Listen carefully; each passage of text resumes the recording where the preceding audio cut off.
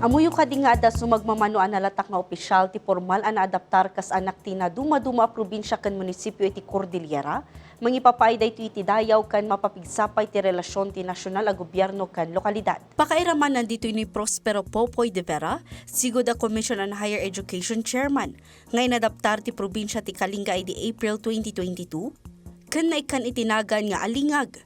Naadaptar mo lang ni Senator J.V. Ejercito iti April 2018 iti Mountain Province, bayat ti selebrasyon ti 14th Langay Festival, ang napanaganan iti Bulanglang. Kasamat lang ni Senator Amy Marcos ang naadaptar iti Kalinga iti 2018, kanaikan itinagan a Lagunawa. Nisigod a DepEd Secretary Leonor Briones, nga inadaptar ti Benguet kan napanaganan iti Likanya. Kanisigod a Vice Presidente Lenny Robredo ang adaptar iti Asipulo Ifugao iti 2016, kanaikan itinagan nga apin. Tapno formal ang adaptar ti maysa nga individual, maysa ang kati adoption rights kas iti panangidaton kadagiti lokal a banag kas iti nangisit a baboy.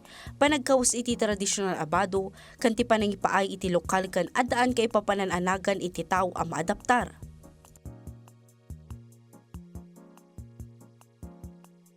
Baban iti panangadaptar kadagiti nangangatong opisyal, mayabkas ti panangyaman para ititulong kan mangbigbig iti kontribusyon iti panagduras ti rehiyon.